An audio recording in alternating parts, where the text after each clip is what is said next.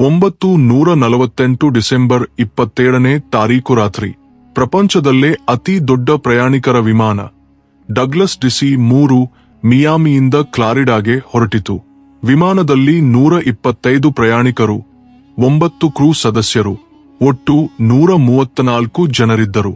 ಉತ್ತರ ಅಟ್ಲಾಂಟಿಕ್ ಮಹಾಸಾಗರದ ಮೇಲೆ 8300 ಅಡಿ ಎತ್ತರದಲ್ಲಿ ವಿಮಾನ ಶಾಂತವಾಗಿ 180 ಮೈಲಿ ವೇಗದಲ್ಲಿ ಸಾಗುತ್ತಿತ್ತು. ರಾತ್ರಿ 8:13 ಸಮಯ. ಕಾಕ್ಪಿಟ್ನಲ್ಲಿ ಕ್ಯಾಪ್ಟನ್ ರಾಬರ್ಟ್ ಮಿಲ್ಲರ್ ಅವನ ಪೈಲಟ್ನೊಂದಿಗೆ ಎಲ್ಲವೂ ಸರಿಯಾಗಿದೆಯೇ ಎಂದು ಪರಿಶೀಲಿಸುತ್ತಿದ್ದರು. ಆದರೆ ಹಠಾತ್ತಾಗಿ ಸೇಂಟ್ ಜಾನ್ ಏರ್ ಟ್ರಾಫಿಕ್ ಕಂಟ್ರೋಲ್ನೊಂದಿಗೆ ಸಂಪರ್ಕ ದುರ್ಬಲವಾಯಿತು. ಕ್ಯಾಪ್ಟನ್ ಮಿಲ್ಲರ್ ಒಂದು ಸಣ್ಣ ತಾಂತ್ರಿಕ ಸಮಸ್ಯೆ ಇದೆಯೆಂದು ವರದಿ ಮಾಡಿದರು. ಅದೇ ಅವರ ಕೊನೆಯ ಸಂದೇಶ. 10 ಸೆಕೆಂಡುಗಳಲ್ಲೇ ವಿಮಾನ ರಾಡಾರ್ನಿಂದ ಶಾಶ್ವತವಾಗಿ ಕಣ್ಮರೆಯಾಯಿತು. ಕೊನೆಯ ಸ್ಥಳ ಬರ್ಮುಡಾ ತ್ರಿಕೋನ. ಆ ರಾತ್ರಿ ನಡೆದ ಘಟನೆ ಸಾಮಾನ್ಯ ತಾಂತ್ರಿಕ ದೋಷವಲ್ಲ, ಅದಕ್ಕಿಂತಲೂ ಭಯಾನಕ. ವಿಮಾನ ಪ್ರಪಂಚದ ಅತಿ ರಹಸ್ಯಮಯ ಪ್ರದೇಶ ಬರ್ಮುಡಾ ತ್ರಿಕೋನದಲ್ಲಿ ಎಂದೂ ಕಾಣದ ಕೇಳದ ಭೀಕರ ಬಿರುಗಾಳಿಯ ಬಲೆಯಲ್ಲಿ ಸಿಲುಕಿತು. ಕ್ಷಣಗಳಲ್ಲೇ ವಿಮಾನದೊಳಗೆ ಕೂಗುಗಳು, ಅರಚುಗಳು ಮೊಳಗಿದವು.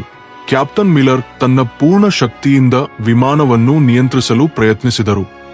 ಆದರೆ ಈಗಾಗಲೇ ತುಂಬಾ ತಡವಾಗಿತ್ತು. ಬಿರುಗಾಳಿ ವಿಮಾನವನ್ನು ಸಂಪೂರ್ಣವಾಗಿ ತನ್ನ ಹಿಡಿತಕ್ಕೆ ತೆಗೆದುಕೊಂಡಿತು. ಎಲ್ಲ ಎಲೆಕ್ಟ್ರಾನಿಕ್ ಸಾಧನಗಳು, ಕಾಂಪಸ್, ರಾಡಾರ್ ಎಲ್ಲವೂ ನಿಲ್ಲಿ ಹೋದವು. ವಿಮಾನ ಇನ್ನೂ ಮನುಷ್ಯನ ನಿಯಂತ್ರಣದಲ್ಲಿಲ್ಲ. ಬಿರುಗಾಳಿಯ ವೇಗದೊಂದಿಗೆ ದಿಕ್ಕು ತಪ್ಪಿದ ಪ್ರಯಾಣದಲ್ಲಿ ಹಾರುತ್ತಿತ್ತು. ಸುಮಾರು ಅರ್ಧ ಗಂಟೆಯ ಆ ಭಯಾನಕ ಬಿರುಗಾಳಿಯಲ್ಲಿ ಹೋರಾಡಿದ ನಂತರ ವಿಮಾನ ಹೊರಗೆ ಬಂತು. ಆದರೆ ಸುತ್ತಲೂ ಅಂತ್ಯವಿಲ್ಲದ ಸಮುದ್ರ ಮಾತ್ರ. ಎಂಜಿನ್ಗಳು ಇನ್ನೂ ಕೆಲಸ ಮಾಡುತ್ತಿರಲಿಲ್ಲ. ವಿಮಾನ ನಿಧಾನವಾಗಿ ಕೆಳಗೆ ಜಾರುತ್ತಿತ್ತು. ಅಷ್ಟರಲ್ಲೇ ಪೈಲಟ್ ದೂರದಲ್ಲಿ ಒಂದು ದ್ವೀಪವನ್ನು ಕಂಡರು. ಅದು ಯಾರಿಗೂ ತಿಳಿಯದ, ಯಾರೂ ಮುಟ್ಟದ ದ್ವೀಪ. ಎಲ್ಲರಿಗೂ ಗೊತ್ತಿತ್ತು, ಸಾವು ಕೇವಲ ಕೆಲವು ಕ್ಷಣಗಳ ದೂರದಲ್ಲಿದೆ ಎಂದು. ವಿಮಾನ ಆ ದ್ವೀಪದಲ್ಲಿರುವ ಒಂದು ದೊಡ್ಡ ಹಳೆಯ ಮರಕ್ಕೆ ಡಿಕ್ಕಿ ಹೊಡೆಯಿತು. ಮರದ ಬಲವಾದ ಕೊಂಬೆಗಳು ವಿಮಾನವನ್ನು ಬಲೆಯಂತೆ ಎಳೆದು ಹಿಡಿದುಕೊಂಡವು. ಇದೇ ಆ ಅದ್ಭುತ 134 ಪ್ರಾಣಗಳನ್ನು ಕಾಪಾಡಿತು. ವಿಮಾನ ಮರದಲ್ಲಿ ಸಿಲುಕಿಕೊಂಡಿದ್ದರಿಂದ ಪ್ರಯಾಣಿಕರ ಪ್ರಾಣಗಳು ಉಳಿದವು. ಆದರೆ ಇದು ಒಂದು ದುಃಖದ ಆರಂಭ ಮಾತ್ರ. ವಿಮಾನದೊಳಗೆ ಕೂಗುಗಳು, ಅಳುಗಳು ಮೊಳಗಿದವು. ಕ್ಯಾಪ್ಟನ್ ರಾಬರ್ಟ್ ಮಿಲ್ಲರ್ ಅವರ ತಲೆಯು ಒಂದು ಪ್ಯಾನಲ್ಗೆ ಡಿಕ್ಕಿ ಹೊಡೆದು ಗಾಯಗೊಂಡಿದ್ದರು. ಸ್ಪೂಹೆಗೆ ಬಂದ ತಕ್ಷಣ ಕ್ರಮಕ್ಕಿಳಿದರು. ಅವರು ಎಲ್ಲರನ್ನೂ ಶಾಂತಗೊಳಿಸಿ ಧೈರ್ಯ ಹೇಳಿದರು. ವಿಮಾನದಲ್ಲಿದ್ದ ನಿವೃತ್ತ ಸೈನ್ಯದ ವೈದ್ಯ ಎವೆಲಿನ್ ರೀಡ್ ಸ್ವಲ್ಪ ಸಮಯವನ್ನು ವ್ಯರ್ಥ ಮಾಡದೆ ಗಾಯಗೊಂಡವರ ಚಿಕಿತ್ಸೆ ಆರಂಭಿಸಿದರು. ಒಟ್ಟು 10 ಜನರು ತೀವ್ರವಾಗಿ ಗಾಯಗೊಂಡಿದ್ದರು. ಒಬ್ಬರ ಕೈ ಮುರಿದಿತ್ತು, ಮತ್ತೊಬ್ಬರ ಕಾಲು ಗಾಯಗೊಂಡಿತ್ತು. ಇಬ್ಬರ ತಲೆಗೆ ಆಳವಾದ ಗಾಯಗಳಾಗಿದ್ದವು. ಉಳಿದವರು ಆಘಾತದಲ್ಲಿದ್ದರು, ಆದರೆ ಸುರಕ್ಷಿತರಾಗಿದ್ದರು. ಎಲ್ಲರೂ ನಿಧಾನವಾಗಿ ವಿಮಾನದಿಂದ ಇಳಿದಾಗ ತಾವು ಎಲ್ಲಿ ಸಿಲುಕಿಕೊಂಡಿದ್ದೇವೆ ಎಂದು ಅರ್ಥವಾಯಿತು. ಯಾವ ನಕ್ಷೆಯಲ್ಲೂ ಇಲ್ಲದ ಒಂದು ದ್ವೀಪ, ಸುತ್ತಲೂ ದಟ್ಟವಾದ ಕಾಡು, ವಿಚಿತ್ರ ಮರಗಳು, ಪೊದೆಗಳು. ಮೊದಲನೆಯ ಅತಿ ದೊಡ್ಡ ಸವಾಲು ನೀರಿನ ಕೊರತೆ. ಎಲ್ಲರೂ ಬಾಯಾರಿಕೆಯಿಂದ ನಡುಗುತ್ತಿದ್ದರು. ದ್ವೀಪದಲ್ಲಿ ಎಲ್ಲಿಯೂ ನದಿ, ಜಲಪಾತ ಅಥವಾ ಶುದ್ಧ ನೀರಿನ ಮೂಲ ಕಾಣಿಸಿಲ್ಲ. ಅವರ ಏಕೈಕ ಆಶೆ ಮಳೆಯ ನೀರಿನ ಮೇಲೆ ಮಾತ್ರ. ಕ್ಯಾಪ್ಟನ್ ಮಿಲ್ಲರ್ ತಮ್ಮ ಅನುಭವವನ್ನು ಬಳಸಿ ಜನರನ್ನು ಗುಂಪುಗಳಾಗಿ ವಿಭಜಿಸಿದರು. ಒಂದು ಗುಂಪಿಗೆ ವಿಮಾನದಿಂದ ಆಹಾರ, ಔಷಧಗಳು, ಉಪಯೋಗಕರ ವಸ್ತುಗಳನ್ನು ಸಂಗ್ರಹಿಸುವ ಜವಾಬ್ದಾರಿ ನೀಡಿದರು. ಎರಡನೇ ಗುಂಪು ಅವರೊಂದಿಗೆ ಸೇರಿ ರಾತ್ರಿಗೆ ತಾತ್ಕಾಲಿಕ ಆಶ್ರಯ ನಿರ್ಮಿಸಲು ಆರಂಭಿಸಿತು. ವಿಮಾನದ ಮುರಿದ ಸೀಟುಗಳು, ಲೋಹದ ಹಾಳೆಗಳು, ದೊಡ್ಡ ಎಲೆಗಳನ್ನು ಬಳಸಿ ಅವರು ರಾತ್ರಿಯ ಚಳಿ ಮತ್ತು ಮಳೆಯಿಂದ ರಕ್ಷಣೆ ನೀಡುವ ಒಂದು ತಾತ್ಕಾಲಿಕ ಮೇಲ್ಕಟ್ಟನ್ನು ಸಿದ್ಧಪಡಿಸಿದರು. ಆ ಮೊದಲ ರಾತ್ರಿ ಎಲ್ಲರೂ ಒಬ್ಬರ ಪಕ್ಕದಲ್ಲಿ ಒಬ್ಬರು ಕುಳಿತು ಒಂದೇ ಪ್ರಶ್ನೆಯೊಂದಿಗೆ ಯೋಚಿಸುತ್ತಿದ್ದರು. ಯಾರಾದರೂ ನಮ್ಮನ್ನು ಹುಡುಕಲು ಬರುತ್ತಾರಾ? ಈ ಅಪರಿಚಿತ ಸ್ಥಳದಿಂದ ನಾವು ಹೊರಬರಬಹುದಾ? ಎರಡನೇ ದಿನ ಬೆಳಗ್ಗೆ ಹೊಸ ಸವಾಲುಗಳನ್ನು ತಂದಿತು. ಆಹಾರ ಕೊರತೆ ಮತ್ತು ಬೆಂಕಿ ಹಚ್ಚುವುದು. ವಿಮಾನದಿಂದ ಸಂಗ್ರಹಿಸಿದ ಸ್ವಲ್ಪ ಆಹಾರ ಹೆಚ್ಚು ದಿನಗಳಿಗೆ ಸಾಕಾಗುತ್ತಿರಲಿಲ್ಲ. ದ್ವೀಪದಲ್ಲೇ ಆಹಾರ ಹುಡುಕಬೇಕು. ಆದರೆ ಯಾವ ಹಣ್ಣು ವಿಷಕಾರಿ, ಯಾವುದು ಸುರಕ್ಷಿತವೆಂದು ತಿಳಿಯುವುದು ಸಾಧ್ಯವಾಗಲಿಲ್ಲ. ಈ ಪ್ರಯತ್ನದಲ್ಲಿ ಒಬ್ಬ ಮಧ್ಯವಯಸ್ಕ ವ್ಯಕ್ತಿ ಅಪರಿಚಿತ ಹಣ್ಣನ್ನು ತಿಂದ ಕೆಲವು ಗಂಟೆಗಳಲ್ಲೇ ನಡುಗುತ್ತಾ ದುಕಟದಿಂದ ಸಾವನ್ನಪ್ಪಿದ. ದ್ವೀಪದಲ್ಲಿ ನಡೆದ ಮೊದಲ ಸಾವು ಅದು ಎಲ್ಲರ ಹೃದಯಗಳನ್ನು ಕಲಕಿತು. ಈ ಘಟನೆಯ ನಂತರ ಭಯ ಮತ್ತು ಸೀಮಿತ ಆಹಾರಕ್ಕಾಗಿ ಮೊದಲ ವಿವಾದಗಳು ಆರಂಭವಾದವು. ಆದರೆ ಕ್ಯಾಪ್ಟನ್ ಮಿಲ್ಲರ್ ಮತ್ತು ಡಾಕ್ಟರ್ ಎವೆಲಿನ್ ಪರಿಸ್ಥಿತಿಯನ್ನು ನಿಯಂತ್ರಣಕ್ಕೆ ತಂದರು. ಆ ಸಂಜೆ ವಿಜ್ಞಾನದಲ್ಲಿ ಆಸಕ್ತಿಯಿರುವ ಒಬ್ಬ ಹುಡುಗ ತನ್ನ ಲೆನ್ಸ್ಗಳನ್ನು ಬಳಸಿ ಸೂರ್ಯನ ಕಿರಣಗಳನ್ನು ಒಣಗಿದ ಎಲೆಗಳ ಮೇಲೆ ಕೇಂದ್ರೀಕರಿಸಿದ. ಗಂಟೆಗಳ ಕಷ್ಟಪಟ್ಟ ನಂತರ ಎಲೆಗಳಿಂದ ಸಣ್ಣ ಹೊಗೆ ಏರಿತು. ನಂತರ ಸಣ್ಣ ಜ್ವಾಲೆ ಹೊತ್ತಿಕೊಂಡಿತು. ಬೆಂಕಿ. ಇದು ಅವರಿಗೆ ದೊಡ್ಡ ಗೆಲುವಿನಂತೆ ಅನಿಸಿತು. ಈ ಬೆಂಕಿ ಆಹಾರ ಬೇಯಿಸಲು ಮಾತ್ರವಲ್ಲ, ರಾತ್ರಿ ಸಮಯದಲ್ಲಿ ಪ್ರಾಣಿಗಳನ್ನು ದೂರವಿರಿಸಲು ಉಪಯೋಗವಾಯಿತು. ಇದೇ ಸಮಯದಲ್ಲಿ ವಿಮಾನದಲ್ಲಿದ್ದ ಎಂಜಿನಿಯರ್ ಆರ್ಥರ್ ವೆನ್ಸ್ ಮುರಿದ ರೇಡಿಯೋವನ್ನು ಸರಿಪಡಿಸಲು ಕಷ್ಟಪಟ್ಟರು. ಕಠಿಣ ಪ್ರಯತ್ನಗಳ ನಂತರ ಅವರು ಒಂದು ದುರ್ಬಲ ಸಿಗ್ನಲ್ ಕಳುಹಿಸುವಲ್ಲಿ ಯಶಸ್ವಿಯಾದರು. ಕೊನೆಯ ಸ್ಥಳ ಸಹಾಯಕ್ಕಾಗಿ ಸಂದೇಶ ಕಳುಹಿಸಿದರು, ಆದರೆ ಯಾವುದೇ ಪ್ರತಿಕ್ರಿಯೆ ಬರಲಿಲ್ಲ. ರೇಡಿಯೋ ಬ್ಯಾಟರಿ ಖಾಲಿಯಾಯಿತು. ಸಂಪರ್ಕದ ಏಕೈಕ ಮಾರ್ಗವೂ ಕಳೆದುಹೋಯಿತು. ದಿನಗಳು ಕಳೆದವು. 10 ದಿನಗಳ ನಂತರವೂ ರಕ್ಷಣಾ ಸಂಕೇತ ಬರದಿದ್ದರಿಂದ 4 ಯುವಕರು, ಒಬ್ಬ ಯುವತಿ ಸಹನೆ ಕಳೆದುಕೊಂಡರು.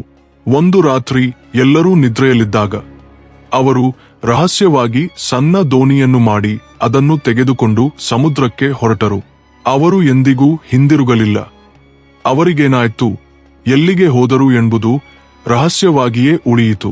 ಈ 5 ಜನರು ಹೋದ ನಂತರ ಉಳಿದವರಿಗೆ ಅರ್ಥವಾಯಿತು, ಅವರು ಇಲ್ಲಿ ಹೆಚ್ಚು ಕಾಲ ಇರಬೇಕಾಗುತ್ತದೆ ಎಂದು. ಕ್ಯಾಪ್ಟನ್ ಮಿಲ್ಲರ್ ಎಲ್ಲರನ್ನೂ ಸೇರಿಸಿ ಶಾಶ್ವತ ವ್ಯವಸ್ಥೆಗಳನ್ನು ಮಾಡಬೇಕೆಂದು ಪ್ರಸ್ತಾಪಿಸಿದರು. ಕೆಲಸಗಳನ್ನು ವಿಭಜಿಸಿದರು. ಒಂದು ಗುಂಪು ಪ್ರತಿದಿನ ಆಹಾರ, ಹಣ್ಣುಗಳನ್ನು ಸಂಗ್ರಹಿಸಲು ಕಾಡಿಗೆ ಹೋಗುತ್ತಿತ್ತು. ಮತ್ತೊಂದು ಗುಂಪು ಆಶ್ರಯವನ್ನು ಮತ್ತಷ್ಟು ಬಲಪಡಿಸುವುದು, ಸರಿಪಡಿಸುವುದು ಮಾಡುತ್ತಿತ್ತು. ಡಾಕ್ಟರ್ ಎವೆಲಿನ್ ಕೆಲವರೊಂದಿಗೆ ಸೇರಿ ಗಾಯಗೊಂಡವರು, ರೋಗಿಗಳ ಸಂರಕ್ಷಣೆಯ ಜವಾಬ್ದಾರಿ ತೆಗೆದುಕೊಂಡರು. ಇದೇ ಸಮಯದಲ್ಲಿ ಅಮೆರಿಕನ್ ಸರ್ಕಾರ ವಿಮಾನವನ್ನು ಹುಡುಕಲು ಇತಿಹಾಸದಲ್ಲೇ ಅತಿ ದೊಡ್ಡ ಶೋಧನಾ ಕಾರ್ಯಾಚರಣೆಯನ್ನು ಆರಂಭಿಸಿತು. ಅಟ್ಲಾಂಟಿಕ್ ಮಹಾಸಾಗರದಲ್ಲಿ ಪ್ರತಿ ಇಂಚನ್ನು ಶೋಧಿಸಿದರು, ಆದರೆ ವಿಮಾನದ ಒಂದು ಭಾಗವೂ ಸಿಗಲಿಲ್ಲ. 1 ವಾರದ ನಿರಂತರ ಶೋಧನೆಯ ನಂತರ ಯಾವ ಸುಳಿವೂ ಇಲ್ಲದಿದ್ದರಿಂದ ಕಾರ್ಯಾಚರಣೆ ಮಂದಗತಿಯಾಯಿತು. ಇನ್ನು ದ್ವೀಪದಲ್ಲಿ ಉಳಿದವರು ಬದುಕಲು ಬೇಕಾದ ಕೌಶಲಗಳನ್ನು ಕಲಿತರು. ದ್ವೀಪದ ಕಲ್ಲುಗಳು, ವಿಮಾನದ ಲೋಹದ ಭಾಗಗಳನ್ನು ಉಜ್ಜಿ ಕತ್ತಿ, ಈಟಿಗಳಂತಹ ಸಾಧನಗಳನ್ನು ಮಾಡಿದರು. ಅತಿ ದೊಡ್ಡ ಸವಾಲು ದ್ವೀಪದಲ್ಲಿರುವ ಕಾಡು ಹಂದಿಗಳು. ಅವು ಗುಂಪುಗಳಲ್ಲಿ ಇದ್ದು ರಾತ್ರಿ ಸಮಯದಲ್ಲಿ ಆಶ್ರಯದ ಮೇಲೆ ದಾಳಿ ಮಾಡುತ್ತಿದ್ದವು. ವಿಮಾನದಲ್ಲಿದ್ದ ಒಬ್ಬ ಬೇಟೆಗಾರ ತರಬೇತುದಾರ ಜನರಿಗೆ ಬಲೆಗಳನ್ನು ಅಳವಡಿಸುವುದನ್ನು ಕಲಿಸಿದರು. ಹಲವು ದಿನಗಳ ಯೋಜನೆ ಅಭ್ಯಾಸದ ನಂತರ ಅವರು ತಮ್ಮ ಮೊದಲ ಕಾಡು ಹಂದಿಯನ್ನು ಬೇಟೆಯಾಡಿದರು. ಇದು ಒಂದು ಭಯಾನಕ, ಭಾವೋದ್ವೇಗದ ಕ್ಷಣ. ಬೇಟೆ ಸಮಯದಲ್ಲಿ ಇಬ್ಬರು ಗಾಯಗೊಂಡರು. ಆದರೆ ಆ ಹಂದಿಯನ್ನು ಶಿಬಿರಕ್ಕೆ ತಂದಾಗ ಅದು ಕೇವಲ ಆಹಾರ ಮಾತ್ರವಲ್ಲ, ಅದು ಅವರ ಐಕ್ಯತೆ, ಸಂಕಲ್ಪದ ಗೆಲುವು. ದ್ವೀಪದ ಕರಾವಳಿಯಲ್ಲಿ ಮುರಿದ ತೆಂಗಿನ ಕಾಂಡಗಳೊಂದಿಗೆ ಮರಳಿನ ಮೇಲೆ ದೊಡ್ಡ ಅಕ್ಷರಗಳಲ್ಲಿ ಸಹಾಯ ಎಂದು ಬರೆದರು. ಯಾವುದಾದರೂ ಹಡಗು ಅಥವಾ ವಿಮಾನ ಅದನ್ನು ನೋಡುತ್ತದೆ ಎಂಬ ಆಶೆಯೊಂದಿಗೆ 6 ತಿಂಗಳುಗಳು ಕಳೆದವು. ಹೊರಗಿನ ಪ್ರಪಂಚಕ್ಕೆ ವಿಮಾನ ಮತ್ತು ಅದರಲ್ಲಿರುವ 134 ಜನರು ಒಂದು ಬಗೆಹರಿಯದ ರಹಸ್ಯವಾಗಿ ಉಳಿದರು. $45 ಮಿಲಿಯನ್ ಖರ್ಚು ಮಾಡಿದ ನಂತರ ಅಮೆರಿಕನ್ ಸರ್ಕಾರ ಅಧಿಕೃತವಾಗಿ ಶೋಧನಾ ಕಾರ್ಯಾಚರಣೆಯನ್ನು ನಿಲ್ಲಿಸಿತು. ಎಲ್ಲರನ್ನೂ ಸತ್ತರು ಎಂದು ಘೋಷಿಸಿದರು. ಅವರ ಕುಟುಂಬಗಳಿಗೆ ತಮ್ಮ ಪ್ರೀತಿಪಾತ್ರರು ಇನ್ನೂ ಹಿಂದಿರುಗುವುದಿಲ್ಲ ಎಂದು ಹೇಳಿದರು. ಆದರೆ ಈ ಅಪರಿಚಿತ ದ್ವೀಪದಲ್ಲಿ ಒಂದು ಹೊಸ ಸಮಾಜ ಹುಟ್ಟುತ್ತಿತ್ತು. ತೀವ್ರವಾಗಿ ಗಾಯಗೊಂಡವರು ಡಾಕ್ಟರ್ ಎವೆಲಿನ್ ಸಂರಕ್ಷಣೆಯಲ್ಲಿ ಚೇತರಿಸಿಕೊಳ್ಳುತ್ತಿದ್ದರು. ಸಣ್ಣ ಸಣ್ಣ ಕೆಲಸಗಳಲ್ಲಿ ಸಹಾಯ ಮಾಡಲು ಆರಂಭಿಸಿದರು. ಆದರೆ ರೋಗಗಳು, ನಿರಾಶೆಯಿಂದ ಕೆಲವರು ಸತ್ತರು. ಹೊರಬರಲು ಮಾರ್ಗವಿಲ್ಲದಿದ್ದರಿಂದ ಹಲವರು ಮಾನಸಿಕವಾಗಿ ಕುಸಿದು ಪ್ರಾಣ ಬಿಟ್ಟರು. ಈಗ ದ್ವೀಪದಲ್ಲಿ ಕೇವಲ 114 ಜನರು ಮಾತ್ರ ಉಳಿದಿದ್ದರು. ಅವರು ಸತ್ತವರನ್ನು ಗೌರವದಿಂದ ಸಮಾಧಿ ಮಾಡಲು ಆರಂಭಿಸಿದರು. ಒಬ್ಬರಿಗೊಬ್ಬರು ಮಾನಸಿಕ ಬೆಂಬಲ ನೀಡಿದರು. ರಾತ್ರಿ ಸಮಯದಲ್ಲಿ ಬೆಂಕಿಯ ಸುತ್ತ ಕುಳಿತು ತಮ್ಮ ಹಳೆಯ ಜೀವನದ ಕತೆಗಳನ್ನು ಹೇಳಿಕೊಳ್ಳುತ್ತಿದ್ದರು, ಹಾಡುಗಳನ್ನು ಹಾಡುತ್ತಿದ್ದರು. ಸುಮಾರು 1.5 ವರ್ಷದ ನಂತರ ದ್ವೀಪದಲ್ಲಿ ಮೊದಲ ಬಾರಿಗೆ ಒಂದು ಮಗುವಿನ ಅಣು ಕೇಳಿಸಿತು. ಒಬ್ಬ ಯುವ ದಂಪತಿಗೆ ಆರೋಗ್ಯವಂತ ಬಾಲಕ ಹುಟ್ಟಿದ. ಆ ಮಗುವಿನ ಜನನ ದ್ವೀಪದಲ್ಲಿರುವ ಪ್ರತಿಯೊಬ್ಬರಿಗೂ ಹೊಸ ಆಶೆಯನ್ನು ತಂದಿತು. 2 ವರ್ಷಗಳು ಕಳೆದವು. ಅವರು ದ್ವೀಪದಲ್ಲಿ ಬದುಕಲು ಬೇಕಾದ ಕಲೆಯನ್ನು ಕಲಿತರು. ಸಣ್ಣ ಮಟ್ಟದಲ್ಲಿ ಕೃಷಿ ಆರಂಭಿಸಿದರು. ಮೀನು ಹಿಡಿಯಲು ಹೊಸ ವಿಧಾನಗಳನ್ನು ಕಂಡುಹಿಡಿದರು. ಆದರೆ ನಾಗರಿಕ ಪ್ರಪಂಚಕ್ಕೆ ಹಿಂದಿರುಗಬೇಕೆಂಬ ಬಯಕೆ ಇನ್ನೂ ಅವರ ಹೃದಯಗಳಲ್ಲಿ ಬಲವಾಗಿತ್ತು. ಎಂಜಿನಿಯರ್ ಆರ್ಥರ್ ವೆನ್ಸ್ ನಾಯಕತ್ವದಲ್ಲಿ ಎಲ್ಲರೂ ಸೇರಿ ಒಂದು ದೊಡ್ಡ ದೋಣಿಯನ್ನು ನಿರ್ಮಿಸಬೇಕೆಂದು ನಿರ್ಧರಿಸಿದರು. ಇದು ಅವರ ಅತಿ ದೊಡ್ಡ, ಅತ್ಯಂತ ಆಶಾದಾಯಕ ಯೋಜನೆ. ತಿಂಗಳುಗಳ ಕಠಿಣ ಶ್ರಮದ ನಂತರ ವಿಮಾನದ ತುಂಡುಗಳು, ಮರ, ಹಗ್ಗಗಳನ್ನು ಬಳಸಿ ಒಂದು ಬಲವಾದ ದೋಣಿಯನ್ನು ಮಾಡಿದರು. ದೋಣಿಯನ್ನು ಸಮುದ್ರಕ್ಕೆ ಇಳಿಸಿದ ದಿನ ಉತ್ಸವದಂತೆ ನಡೆಯಿತು. 25 ಜನರ ಅತ್ಯಂತ ಬಲವಂತ, ಅನುಭವಿ ವ್ಯಕ್ತಿಗಳನ್ನು ಆ ದೋಣಿಯಲ್ಲಿ ಕಳುಹಿಸಿದರು. ಸಹಾಯ ತಂದು ಹಿಂದಿರುಗುತ್ತೇವೆ ಎಂಬ ವಾಗ್ದಾನದೊಂದಿಗೆ ದೋಣಿ ದ್ವೀಪದಿಂದ ಕೆಲವು ಮೈಲುಗಳ ದೂರದವರೆಗೂ ಸರಿಯಾಗಿಯೇ ಸಾಗಿತು. ಆದರೆ ಹವಾಮಾನ ತನ್ನ ನಿಜರೂಪ ತೋರಿಸಿತು. ಹಠಾತ್ತಾಗಿ ಕಪ್ಪು ಮೋಡಗಳು, ಭಯಾನಕ ಬಿರುಗಾಳಿ ದೋಣಿಯನ್ನು ಸುತ್ತುವರಿದವು. ದೊಡ್ಡ ಅಲೆಗಳು ದೋಣಿಯನ್ನು ತಲೆಕೆಳಗು ಮಾಡಿದವು. ಕೆಲವರು ಈಜುತ್ತಾ ದ್ವೀಪದ ಕರಾವಳಿಗೆ ಹಿಂದಿರುಗಿದರು. ಆದರೆ ಆ ಅಪಘಾತದಲ್ಲಿ 16 ಜನರು ಪ್ರಾಣ ಕಳೆದುಕೊಂಡರು. ಇದು ದ್ವೀಪದಲ್ಲಿ ಇಲ್ಲಿಯವರೆಗೆ ನಡೆದ ಅತಿ ದೊಡ್ಡ ದುರಂತ.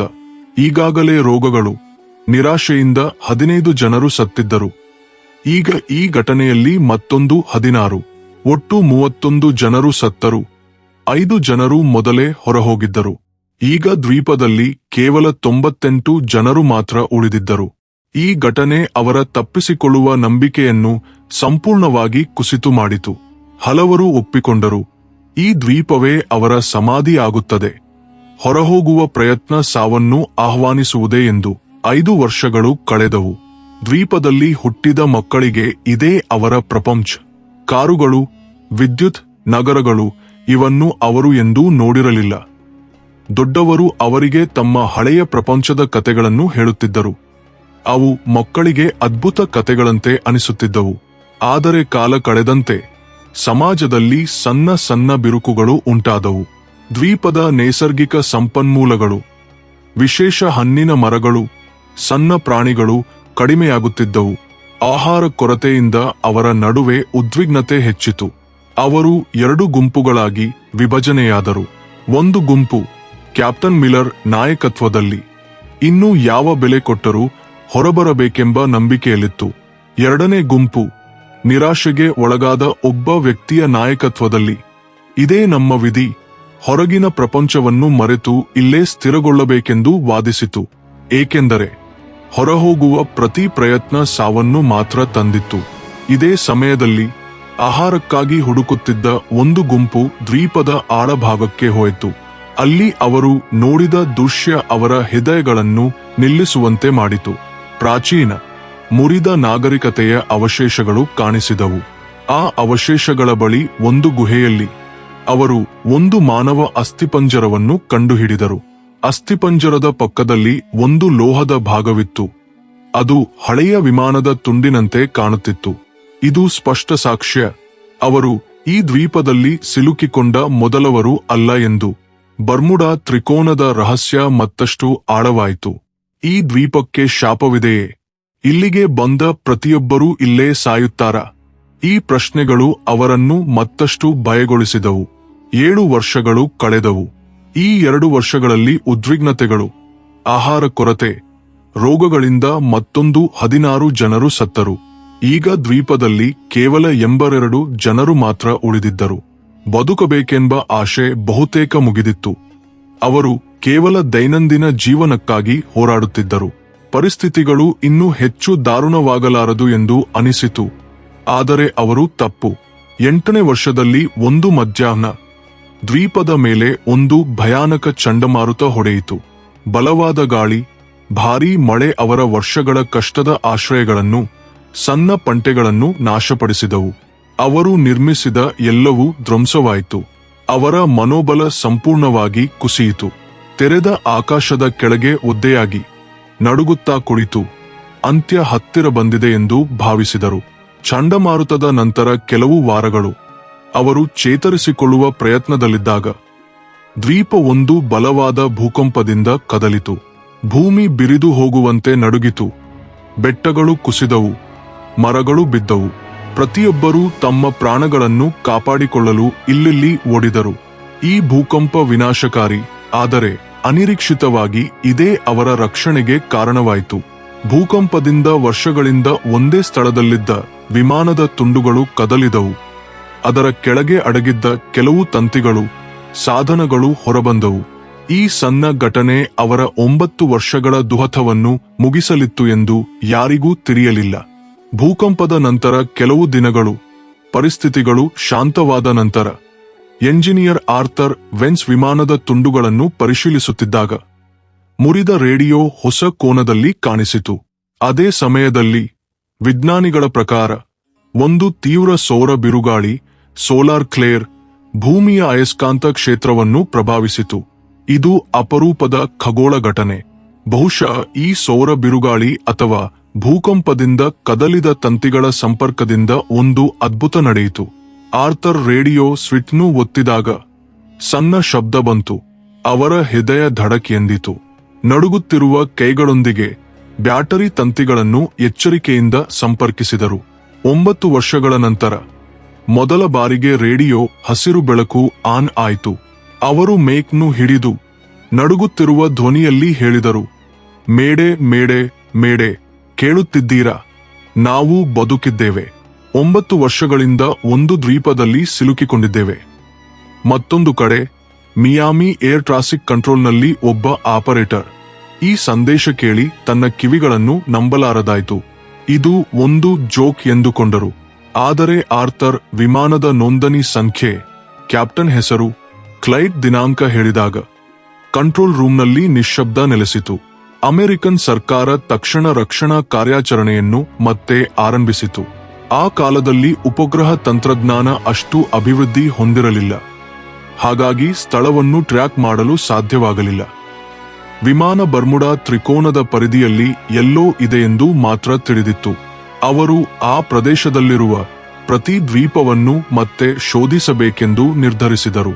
ದ್ವೀಪದಲ್ಲಿರುವವರಲ್ಲಿ ಆಶೆಯ ಹೊಸ ಕಿರಣ ಹುಟ್ಟಿತು.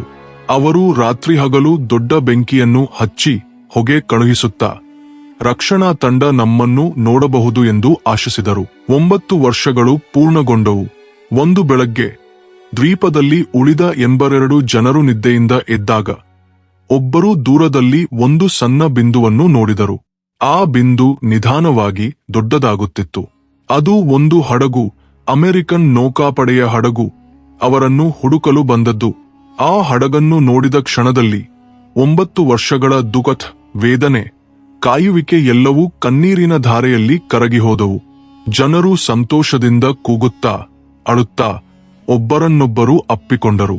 ಮರಳಿನ ಮೇಲೆ ಯೊಡುತ್ತಾ ಅರಚಿದರು, ನಾವು ರಕ್ಷಣೆಯಾದೆವು, ನಾವು ರಕ್ಷಣೆಯಾದೆವು. ರಕ್ಷಣಾ ತಂಡ ದ್ವೀಪಕ್ಕೆ ಇಳಿದಾಗ ಅಲ್ಲಿನ ದೃಶ್ಯ ನೋಡಿ ಸ್ತಬ್ಧರಾದರು. 9 ವರ್ಷಗಳ ಹಿಂದೆ ಪ್ರಪಂಚ ಸತ್ತರು ಎಂದುಕೊಂಡಿದ್ದವರು ಈಗ ಅವರ ಮುಂದೆ ನಿಂತಿದ್ದರು. ಅಲಸಿ, ದುರ್ಬಲರಾಗಿ, ಆದರೆ ಬದುಕಿ. ಅವರ ಹಿಂದಿರುಗುವಿಕೆ ಪ್ರಪಂಚವನ್ನು ಕಲಕಿತು. ಇದು ಮಾನವ ಸಹನಶೀಲತೆ, ಬದುಕಬೇಕೆಂಬ ಸಂಕಲ್ಪದ ಅದ್ಭುತ ಕತೆ. ತಮ್ಮ ಪ್ರೀತಿಪಾತ್ರರನ್ನು ಕಳೆದುಕೊಂಡೆವು ಎಂದು ಆಶೆ ಕಳೆದುಕೊಂಡ ಕುಟುಂಬಗಳು ಈಗ ಅವರೊಂದಿಗೆ ಮತ್ತೆ ಸೇರುತ್ತಿವೆ. ಆ ಕ್ಷಣಗಳು ಅಷ್ಟು ಭಾವೋದ್ವೇಗಭರಿತವಾಗಿದ್ದವು, ಅವನ್ನು ಪದಗಳಲ್ಲಿ ವರ್ಣಿಸುವುದು ಅಸಾಧ್ಯ. ಅಮೆರಿಕಾದಲ್ಲಿ ಈ ಕಥೆ ಒಂದು ಇತಿಹಾಸವಾಗಿ ಮಾರ್ಪಟ್ಟಿತು. ಇನ್ನು ಜನರ ಹೃದಯಗಳಲ್ಲಿ ನೆಲೆಸಿದೆ. ಸೋ ಫ್ರೆಂಡ್ಸ್, ಈ ವಿಡಿಯೋ ನಿಮ್ಗೆ ಹೇಗನಿಸಿತು? ಈ ಸರ್ವೈವರ್ ವಿಡಿಯೋ ನಿಮ್ಗೆ ಇಷ್ಟವಾದರೆ ಲೈಕ್ ಮಾಡಿ ಮತ್ತು ಇಂತಹ ಹೆಚ್ಚಿನ ವಿಡಿಯೋಗಳನ್ನು ನೋಡಲು ನಮ್ಮ ಚಾನೆಲ್ನು ಈಗಲೇ ಸಬ್ಸ್ಕ್ರೈಬ್ ಮಾಡಿಕೊಳ್ಳಿ.